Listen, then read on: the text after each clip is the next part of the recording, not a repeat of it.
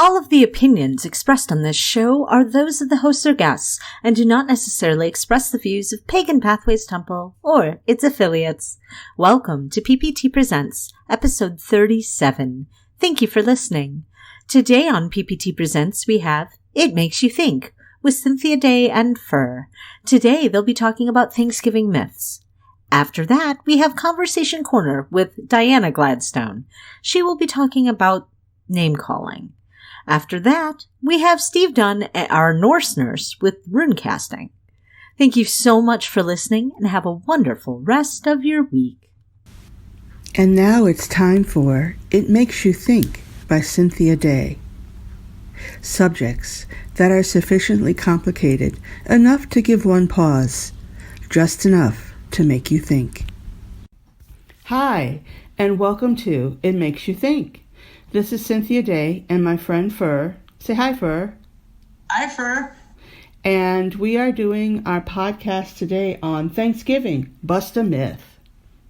So, we are going to be busting the myths about Thanksgiving. And right now we're doing a Zoom meeting because we're kind of locking down on, getting together because right now the numbers for the coronavirus are up. So if there's a difference in the audio, that's why. Mm-hmm. Yeah. So, Fir, what have we found out about Thanksgiving from long ago? Well, I guess we should start out with what we actually were taught. Yes. Well, I don't know about you, but I was taught that Thanksgiving was it's a joyous occasion where people came together. Everything was peaceful. They shared the Pilgrims and Indians. We were always use the term Pilgrims and Indians. Yeah. Joined together and they shared bread together. They ate food together, and they gave thanks for the fall harvest, and they were celebrating the fact that the Indians taught them how to till their land and grow indigenous vegetables like corn, squash, and string beans, or regular beans. Yeah. Because otherwise they would have died from starvation. Yeah. And they shared wild turkey together. And deer. And deer. Venison. Well, that was actually closer to what actually happened. But okay. So, they had the turkey dinners. Yeah, they had turkey dinners. That's what I was taught, too. Yeah. And they had the tall hats, and they had the white collars, and they had the big buckle in the front, and they were called pilgrims. Yeah. And they were among the first settlers on the United States land. And funny how they call them settlers, as if the place was vacant. Yeah, yeah. They were colonizers. Yeah. Yeah, and I was taught that the Indians and I will now call them colonizers, got along really well. And and it was like a holiday that was celebrated every year since they first set foot on a thing called Plymouth Rock, when there was no such thing as Plymouth Rock, but, storytellers say what they may. It sounds good. Ever since they set foot on Plymouth Rock, they were welcomed by the Indians, and they had that Thanksgiving dinner, and United States has been having Thanksgiving dinner ever since then. That's what I was taught. And it was a happy thing. Everybody was... It was how the United States began. That's what I was taught. Yeah. U.S. history. All through grade school, we believed that. Mm-hmm. And we were also taught that the Indians were savages. So on one hand, they're really nice people to sit down and have dinner with, but on the other hand, we were taught that they were savages. Yeah. Yeah. Well, history is always written by the winners. Unfortunately, yeah. Yeah. History may not be correct. And we know that the Thanksgiving history that we were taught is basically woefully incorrect. That's bullshit. It's near total bullshit. But it makes the colonizers feel good about themselves. It makes the children feel good about, being the sons and daughters of the colonizers. And even to this day, there are people who still hold to that story because it makes them feel nice about being who they are. Yeah. It's part of American history, don't you know? It is, especially white people. Well, yeah, the colonizers. Yeah, the colonizers, yeah. And that's how I was raised. We, every fall we'd make the little hats and do all that cute stuff. Oh, the turkeys, all the turkeys. The turkeys that you make with your hand, all the feathers that you got, and you were either an Indian or you were a pilgrim for Thanksgiving. It's kind of like a carryover from Halloween. You sort of dressed up when you were a little kid, like for plays and things.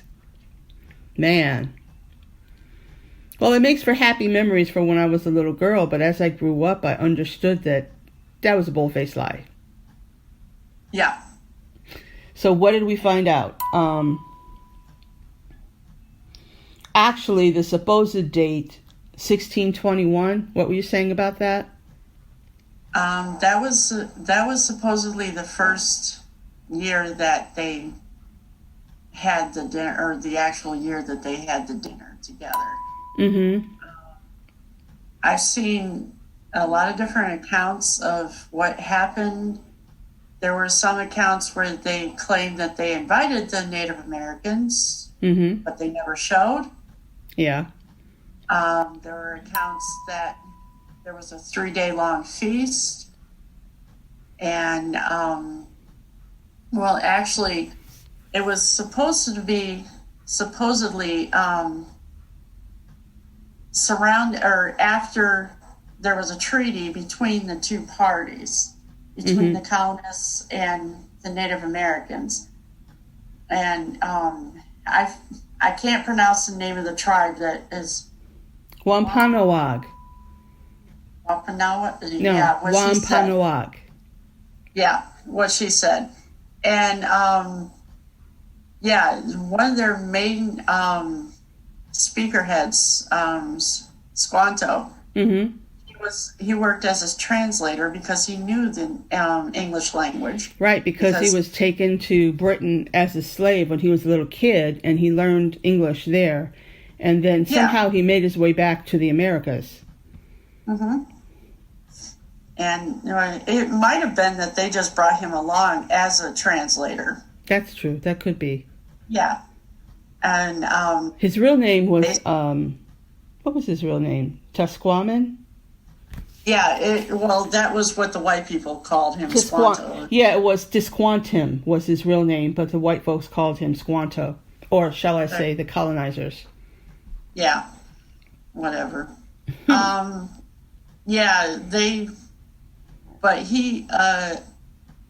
he supposedly helped to figure out a deal between the two. They worked out some kind of diplomatic agreement, treaty. Yeah, and they made peace between each other, and they had a large feast. Most of the accounts that I've seen, they stated it was a 3-day long feast. Although they did not have turkey, more likely they claimed that it was deer. Yeah, deer were plentiful. They ate, and they ate most of the, regular harvest foods. Yeah. The corn, the squash, the, beans. Yeah. And, they didn't have they didn't have cranberry sauce from No Canada. Cranberry sauce for the turkey they didn't have? But no pumpkin pie? Wait a minute. No They could not have had anything baked because they didn't have any flour back then. No, it just Nobody told me that. No Cool Whip either. No Cool Whip? To go on the invisible pumpkin pie? It's all lies, I tell you. Yeah. But apparently they had the feasting, or they enjoyed each other's company for a while. But shortly thereafter, I think it was like it only made it to maybe 2 or 3 months. And that's the only official. There was probably shady stuff going on shortly after, but it was only a few months afterwards that the colonists came through and they broke their treaty and they more or less ravaged the land and slaughtered half the people. Yeah. Half the Native Americans. And those who weren't killed outright. They caught the colonists diseases. Yeah, a lot of them would catch smallpox because they had the indigenous people had no immunity to it. Yeah. For the most part. Yeah, it's rather disgusting in a way. It is disgusting. And if you speak to anybody that is of Native American heritage, they do not celebrate Thanksgiving. Oh, heck no. No, they have I heard that there's a different thing they do for the day after, and it's kind of like... It's a day of mourning. The day of mourning, yeah. Yeah. And it's not Black Friday like our capitalistic society has. No, they actually, and a lot of the reservations and a lot of the areas where it's highly populated with Native Americans, they will have like ceremonies and even some sort of parades or vigils. Yeah. For the day of mourning. There are, I think, many days of mournings that the Indians take note of, I think. Many of them. And it's really sad, the relationship that is still extant between the Native American Indians and the people of the United States. It's just unsettled. And it's just disgusting, in my opinion. Yeah, it is. But the whole relationship between the settlers and... Between the settlers? Between the settlers and the Native Americans is disgusting. It's not just the one occurrence. It's the whole... The whole thing. To this day. Yeah. I mean, let's bring it up to 2020. I had read... And, it was on the internet, and yes, it was on Facebook, but I had seen and read an occurrence of the fact that there was this one reservation that was asking for PPE. They asked for boxes and boxes of PPE to deal with coronavirus. And what they actually were given were body bags. Boxes and boxes of body bags. And I tend to believe on some level that may have been intentional, an intentional slap. Well, yeah. It's possible that somebody might have fabricated that, but it's not really too... It's not too far gone conclusion, yeah, the way they're treated, yeah. Yeah. So getting back to the Pilgrims...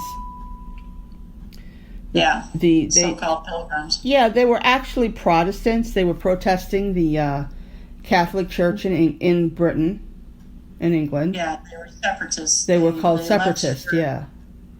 They left the Kingsland, Britain for religious freedom. Yeah, and that's something. They came over here for religious freedom, and that is one of the things that seems to have stayed with the United States because it's in our Constitution that there should be religious freedom. But then they come over here and they offer for the Indians no religious freedom for them to believe what they want to believe. No, they wanted to come and... They were more than willing to teach them their religion. Yeah, Christianity. And speech. Yeah. Yeah.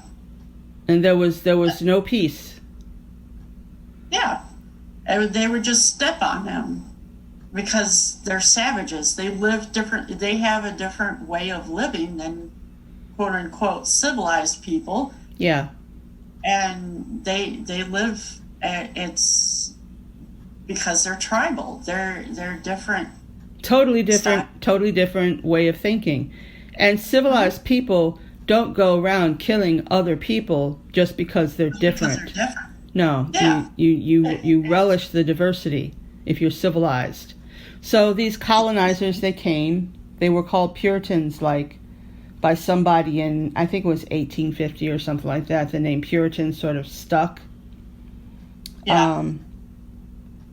And it's interesting, the whole manifest destiny mindset that they were coming here to settle this land. The land was already settled by the Indian. Well, not settled, but it was already occupied by the Native Americans. You know, and it just angers me when I look at the way this is written up, because in many of the searches that we did, it's kind of obvious that even to this day, even when they're myth busting what happened in Thanksgiving, it's done in such a way as to make the colonizers feel better about themselves in some instances, you know. And the factual thing of the matter is that it was brutal. It was brutal, the way they were treated. As a matter of fact, the whole Wampanoag tribe, the only reason that Squanto was able to get the Wampanoag tribe to make treaty with the colonizers is because the, let me get this name right, Narragansett Indians that they were kind of in competition with. I won't say war because I don't know that was a fact. They were able to get the Narragansett Indians out of the Wampanoag's way by having the colonizers be friends with them. You know, so there you go. It was a case of the enemy of my enemy is my friend sort of a thing. They had a common enemy, so that's their foe. A common foe, yeah. But and supposedly there was different accounts on what actually happened to Squanto. The treaty had a very short lifetime, and there's some instances where they quoted that the actual tribe that he was supposedly from ousted him because they saw that he befriended the white man, or the colonizers, and they ousted him and they killed him themselves. And then there are other stories that the colonizers had enslaved, re-enslaved him, and he ended up getting killed by the colonizers. It really depends on where you find your history, where you find your work from, because history is really hard to finagle around because there's so much politics and so much. It depends on where you find it and who's telling the history, and who the good guys and the bad guys are. I'm doing all these Google searches for myth busting. I see things by Smithsonian, by the History Channel, but I don't see anything by the Native Americans that are saying what happened from their point of view. That's what I would like to see on Google, but I don't think that's going to rise to the first or second selection that Google's going to give you. Well, the thing also is that they didn't document their stuff in the same ways. No, they didn't have written languages. Right, it was history that was passed down. Yeah, it was. It wasn't exactly folklore, but it was oral history. It was, It was the story of the tribes that went before. And it's not that I'm saying it's easier to fabricate, because there's so many different ways to fabricate written history, and especially nowadays. Especially nowadays. Well, with technology and everything. before it was even worse. You couldn't even get access to anybody else's point of view before the internet. Mm-hmm. That's true. You just had to go by what the history book said in this situation. I know that our history books are a lot different than they are in England. Mm-hmm. Especially concerning things about, the Revolutionary War. Mm-hmm. And, things, World War II and stuff like that, because I won't get too much into it, but the way our history books are set up in World War II, we came in and we saved the day. Without us, nobody would be alive. And no, we're set up as the informal policemen of the world as far as war and things go. Yeah.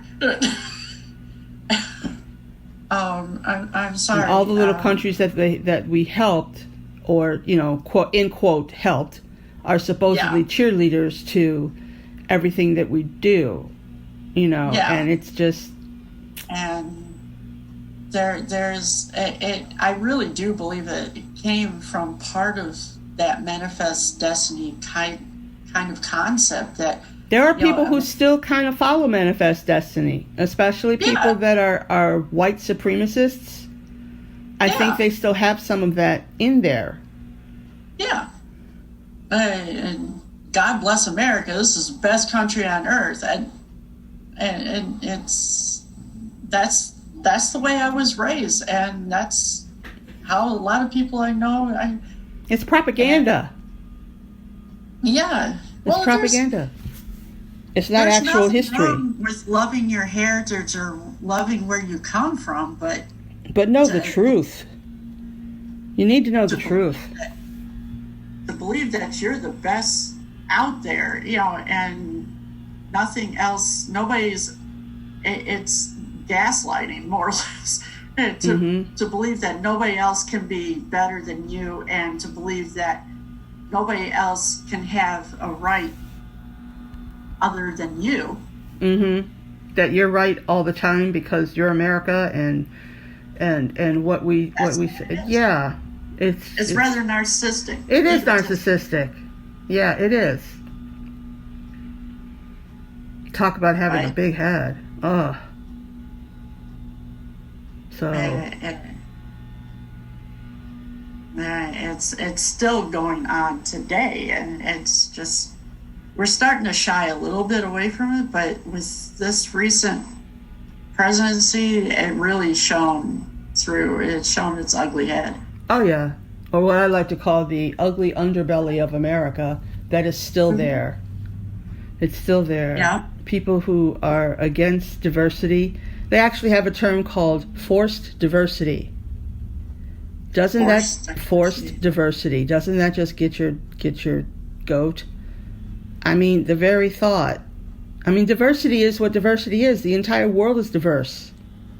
Mm-hmm. You step into another country, you're the person that is diverse there. You step step off this continent, you're going to find people that are different in many different ways. Sometimes it's not skin tone. Sometimes it's way of life, Mm-hmm. And as far as religious diversity goes, boy, I'm glad we put in a constitution that everybody had a right to believe what they will, but man, it seems we pagans have a hard way to go sometimes. Yeah. Because of how the people in the pulpit paint us. And they paint us with a brush in colors that have nothing to do with who we are and everything to do with who they are. Mm-hmm. And that's kind of what I think was happening in the telling of the history of this country, and that the Indians were painted with a brush that was all about who the colonizers were, and nothing about who the Indians were and are. Because frankly, the colonizers didn't know. They didn't care to find out. Yeah, they never bothered to find out. There's those strange people over there. They just savages. They're running around with, feathers and parts of animals on them, and what, they make weird noises. They dance around funny, and they kill animals with their with simple knives, instruments. Knives, bow and arrows, sometimes their own hands. They're able to do things that we can't, but we don't understand it because we're more civilized because we have better weapons. We have more effective this, and we. Your idea of civilization is completely out. It's to think that you're there. better than somebody else because you have a different science, and it's not to say that Native Americans didn't have science. It's just they had a different way to learn, They had an entirely different mindset to be able to handle living in the wilderness and the wild places and the places where they had their settlements. They had to have a completely different take on nature and everything around them because they saw that they were part of it. Whereas in the Abrahamic religions, there is this theme that you're not really part of the world, but you're in the world. Yeah, you rule over the world. And I think that was one of the main basic differences between the Native American beliefs and the Puritan colonizer beliefs, because here you have this manifest destiny of taking over the world from the colonizer's viewpoint, and then you have this, I think, mindset of you're a part of the world and everything is a part of you and your brother, and it's so much closer in some ways to the pagan outlook on how we're a part of the earth. We're part of the ecology. We're part of the gods. The gods are a part of us, and we're a part of them. That's something that was just so totally different than what the Protestants were bringing over here. And no wonder they went to war. No wonder they didn't want to even see Native Americans as being civilized, because everything they knew about being civilized was totally different than the way that the Native Americans did things. But the way that the Native Americans did things worked for this continent. It worked for them. But they didn't see that. Yeah, and they saw themselves as part of the earth, not just to rape the earth and take whatever you want. Right. Something as simple as collecting herbs. You only take, what is it, a fifth of a flower or every fifth flower or something like that, so that no matter what you take from the plant can still grow. And there was plenty, so they could do things that way. There was so much plenty. And there was stewardship kind of the earth. In living with it, you didn't want to kill off everything that was in a certain area because you had to live in that area. Yeah. And it's really close to a lot of the Celtic ways or the pagan belief systems that came from, the European areas and stuff. And as much as that a lot of their pantheons were centered around the elements and various animals. Even the African religions. Yeah, and the Africans were like that too. But they were tribal centered too. They were tribals. Yeah, they were. But the only thing that worked against the tribes is the fact that they wouldn't gang together. They wouldn't group together. If they could have grouped together, they outnumbered the pilgrims. They vastly outnumbered them. The only thing is that they didn't have the developed firepower, the gunpowder. Even if they didn't have the gunpowder, I think they still would have overwhelmed the colonists if they had in mass, like you say, joined together all the tribes to try to do something about this invader. Yeah. But I think they didn't have that mindset. No. They didn't see themselves as one whole country, or they had their own separate nation. Mm-hmm. Yeah. And they did have tribal upsets, and they did go to war with each other and stuff, but it wasn't always to the point where people were obliterated completely. I don't think. Yeah. I can't remember a single story of that happening, but then there's probably a lot more that I could learn about Native American history, because I certainly wasn't taught very much in school. It seems like as pagans, we teach ourselves so much about the environment and about each other and about psychology and everything. I'm kind of at the point where I have wanted to learn more about Black history, because I'm Black, but I wasn't really taught much Black history in school. And it was 1 month in the school year, so I remember when there was no month.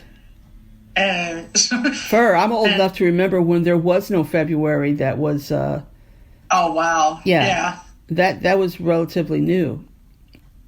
That we were given a month. I'm trying to figure who did that.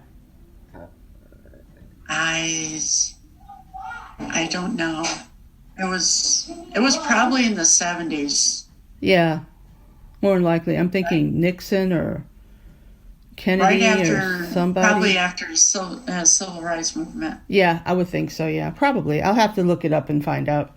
But it's this stuff is important to know. Yeah. But it wasn't until what's Lincoln's era, after one of the major battles in the Civil War. Yeah. That he came up and he was trying to bring up the nation's, what do you call it? He was trying to uplift the spirit in the nation. Yeah, he's trying to uplift the entire morale of the nation, right? Yeah, he declared Thanksgiving the holiday and stuff instead of just a tradition or just, but it wasn't considered a legal holiday until Roosevelt. Yeah. And I'm wondering, who made up all the stories of the origination of this Thanksgiving? I don't know, but there's like hundreds of paintings where they have, and, everybody's gathered together around a bird, and a turkey and stuff, and everybody's so pretty, and it acts so nice. And did you ever notice that everybody's sitting at the table? The colonizers are sitting at a table, but they got the Native Americans sitting on the ground. Or standing, yeah. Or standing, yeah. Yeah, or standing, yeah. I had not noticed that there were no American Indians sitting at the tables. No, they usually don't picture them sitting at the table. Wow.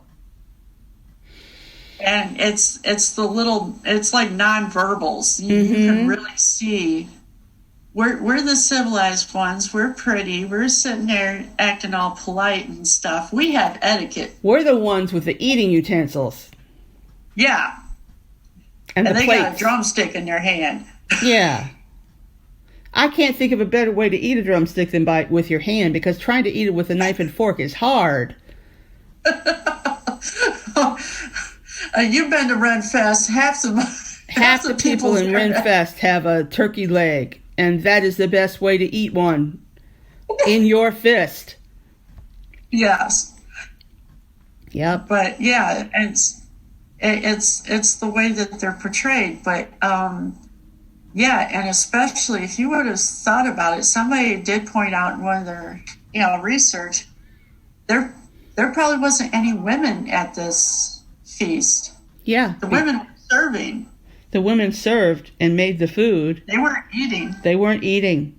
Yeah, they had a different division of work. Yeah. And it wasn't so much by sex as much as it was by ability, I think. It was pretty much with as patriarchal as they as they were. Yeah, it was. But I would not say that American Indians were patriarchal. I would not say that. No, I'm not. But the way that the colonizers wanted, they only wanted to speak to the men folk because that's who's in charge. I see your point. Yeah, they saw the men as being in charge.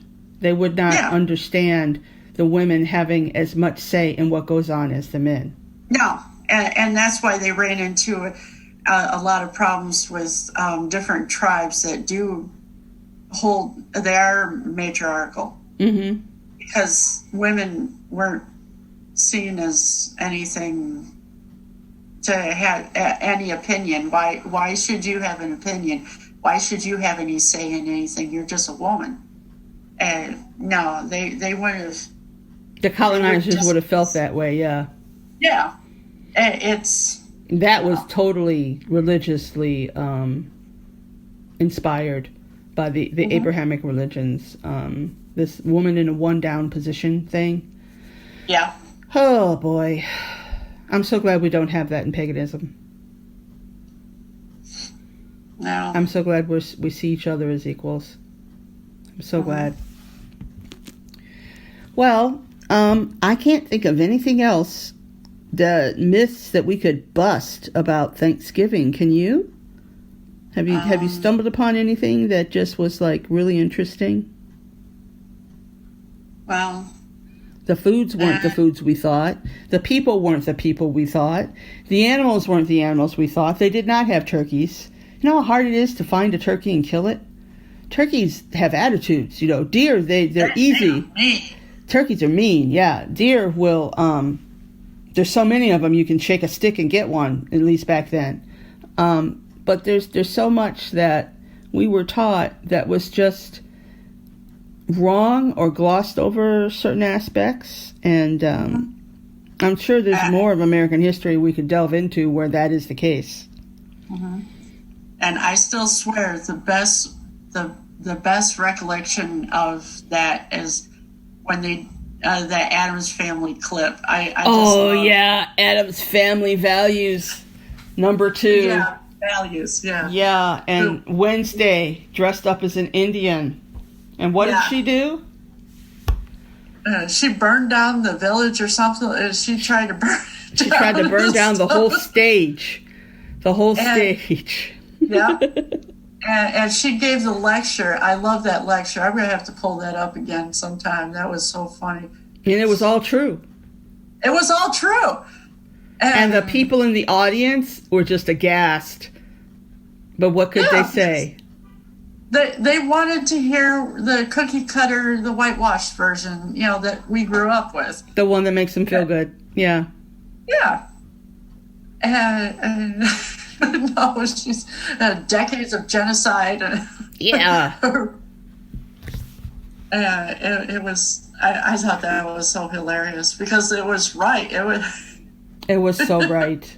It was right on point. Yeah. And of course, her parents were the only ones out in the audience, gleaming and clapping and stuff. Gomez was like, "That's my girl." Oh, so what are you going to be doing for Thanksgiving? Huh? What are you going to be doing for Thanksgiving? We're going to have a turkey and stuff. I'm going to be cooking my ass off. Yeah. We're going to have, what did I buy? I bought shoulder steak or something like that. I'm going to make something with it. Howard does not like turkey. We're not turkey people. We just don't like it. So it's okay, but it's only once a year, so... Yeah. That's about the only time I actually eat turkey, unless it's lunch meat. That's true. We don't do... It's usually kind of solemn in my house, Thanksgiving, because I think about what actually was happening. Yeah. And it's not really a celebration as much as it is a marking of time here. Mm-hmm. Of what had happened and what's still happening. I can respect the idea of gathering with friends and family and stuff, and it's just being thankful for the year. Mm-hmm. But it's not really so much of believing the idea. I don't teach my children that that's what actually happened. Good on you. They talk about that at school and stuff, and I you debunk it by the time they get home, right? Yeah. Yeah. It's you're raising a couple of Wednesdays there. Yeah. We can hope. And especially when they cover different things and knowing their heritage, being mixed kids and trying to tell, what we were raised with and the idea that racism ended in the 60s. Yeah, that's kind of what I was taught and I grew up with, that racism ended in the 60s after the civil rights movement. Yeah, nobody... Boy, this year certainly blew that out of the water. Yeah, really. So people really can't get together for Thanksgiving this time. Not as much, no. But maybe people can think about Thanksgiving a little clearer. Mm-hmm. There are things to be thankful for, this is true. And having a day of thanks is a good thing. But also reviewing history for what it really was. And history in 2020, oh my God, we're really going to remember this for years to come. I can't imagine the history books in 50 years. Talking about 2020? Yeah. George Floyd riots. Oh. The coronavirus, the plague that hit us. Yeah. All this. The politicalness of it. Unrest. The political unrest. And the craziness of people not wanting to wear masks and saying literally almost half the people saying that coronavirus is a hoax, and the other half of the people trying to save everybody else. You got people running around saying the sky is falling is what they're saying, but in actual truth, for a lot of people that have come down with coronavirus and died, their sky fell. Mm-hmm. Their sky fell. Yeah. Because this shit is real. So, okay. What was that you said? It was crazy. Yeah.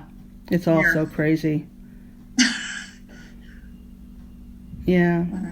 So, I think we'll wrap up It Makes You Think. And we hope that this Thanksgiving, that we've given you some busted myths of things to think about around the table. Especially the fact that there were baked goods during Thanksgiving. That didn't happen for like a century or so. Yeah. At least we didn't have jarred or canned cranberries, and there was no pumpkin pie. That stuff. Yeah, I love the kind of cranberry sauce that makes that swoosh sound. It's like schmuck when it comes out of the can. I love that stuff. But it had nothing to do with the day. So okay. You're still laughing at me because I like cranberry stuff. I grew up on it. There are things that in our own histories that we want to remember and we don't want to let go. There are many happy memories of Thanksgiving that a lot of people have. And there's nothing wrong with that. Realizing, though, when you get older that, there's a lot more to it, I think is important. I really do. All right, so thank you, everybody. What? I still don't understand how football got into it, but yeah. Oh, don't get me started on the Lions. So, and on that note, we'll say goodbye and hope that you'll stop in and check us out in the next 2 weeks. Hopefully, the numbers will be down and we'll be able to have our roundtable kitchen discussion again. Yeah. That would be wonderful. Yeah, it's always fun. So until we meet again, this is Cynthia Day saying goodbye. Say goodbye, Fir.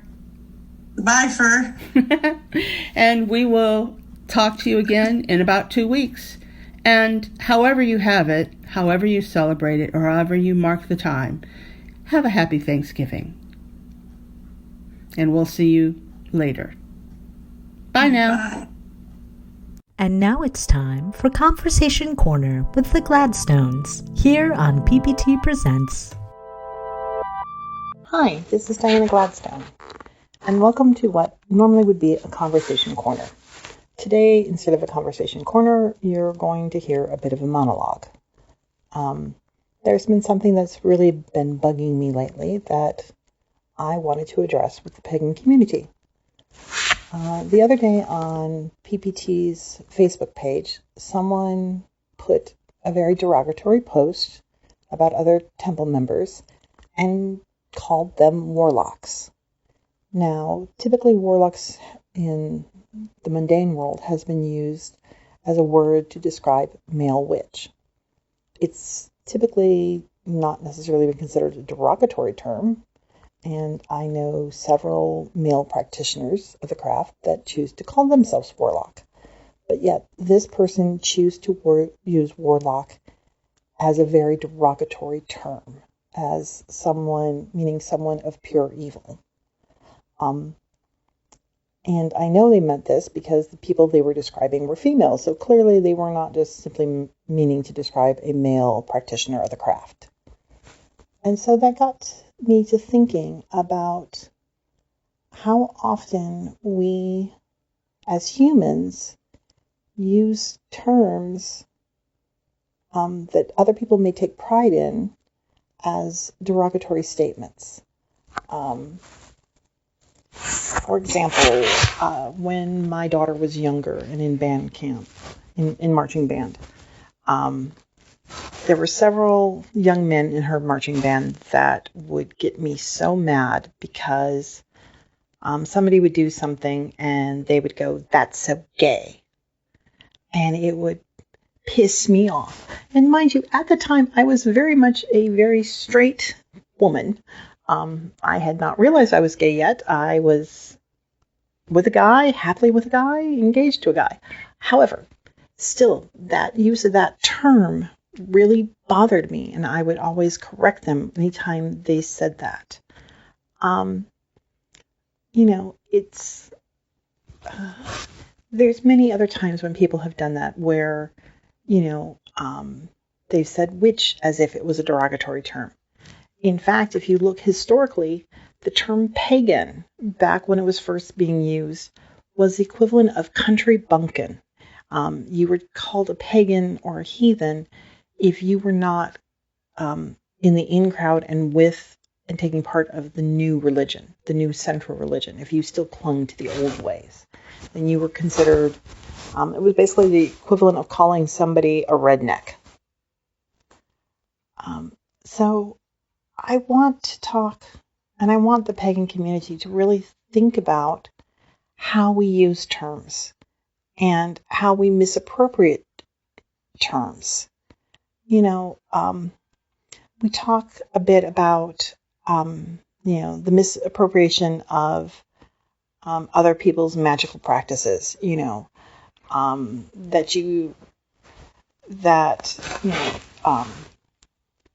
Kenya posted a thing about, making spell jars, how when you do that, it's an appropriation of another culture's practices and beliefs.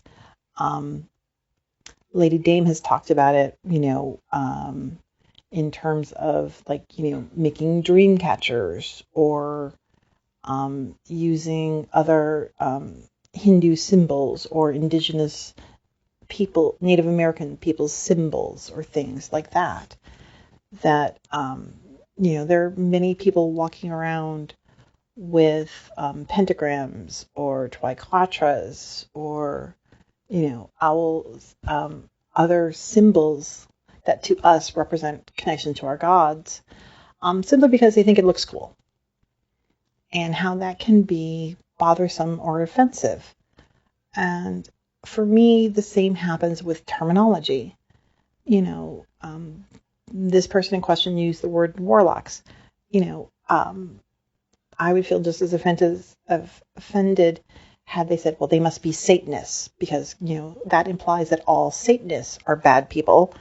And as I know one quite well, who I know to be a very loving and caring and kind person, if they tried to use that term as an derogatory, it would offend me then too. So I guess what I want to do is to make an appeal to the pagan community to consider the words you use, especially when you intend them to be derogatory. Please have a care that that while I realize you're trying to insult one person, that you're not insulting an entire group. The other thing I would ask is, why are you trying to be cruel? Especially on Facebook, when there's enough cruelty and doom scrolling and bashing of we versus them, us versus they. As a witch, I believe that what I send out into the world comes back to me threefold. So I do my best to send out positivity, to send out love and caring and empathy and encouragement. Because believe me, those are the things I need back in my life. I do not need I don't need to pull people down to try to make others feel bad, because people do that enough to me in my own life. I don't want that for others. So as we are approaching these holiday seasons and we're going back into a second shutdown and everyone's tension and stress and anxiety are running high because we don't know, what's around the corner. They say we're under lockdown here in Michigan for 3 weeks, but that's what they said when they started this thing. I'm not sure I believe the 3 weeks. It depends on how truly locked down people are. But I see people running off shopping. My daughter works at Starbucks. They're already planning for that Black Friday morning rush. And part of me wonders, are people really going to do that, to come out in groves again when there's such a high contagion risk? But I digress. I guess I just wanted to take this one moment to ask you to please, before you post, before you speak, consider the feelings of others. Let's spread joy. Let's spread peace. Let's spread tolerance, if nothing else. And let's spread health and healing at this time of the year. We all need it. So, this is Dianna Gladstone begging you, please be kind to one another and have a blessed holiday season. Bye. And now it's time for Runecasting with Steve Dunne, local Norse clergy for Pagan Pathways Temple. Good day and well met. This is your Runecasting Corner. I am Steve, and I will be doing your casting for today. The style of casting which I perform is a 3-stone spread. The first of which is the situation, the second is the challenge, and the third is the path or the way through. The first rune that I've pulled today is the rune of Ir, or the grave. This is symbolic of physical death, but also symbolic of the death of ideas or a transition, much in the same way that the death card in the Major Arcana is depicted in tarot. Which, of course, I think a lot of people can identify with that, seeing as this is a time of great transition, both geopolitically as well as personally. The second rune, Uruz, the rune of manifestation and regeneration. This works very well hand in hand with Ir, because it is through the journey from the underworld into the physical realm that we find regeneration and manifestation of our own personal growth. And the third rune I pulled, the rune for the path, is Othala, which is the rune commonly known as the rune of estate. This is symbolic of ancestral work, of the kindred, and of just family as a whole. So my interpretation of this spread is that as now we are in a time of transition, and this is the same rune casting I pulled up a month ago, as far as the initial runestone of the grave. We were in a time of transition. We are still in a time of transition. The barrier that we're coming across is the ability to manifest and bring into our own power. So that's the thing that's getting in our way. And the path through this, the way to find out through the other side, is to connect with the kindred that have passed, connect with our ancestors, listen to the voices of those that have come before, for they hold great wisdom. This has been your Norse Divination Corner, and have a wonderful week.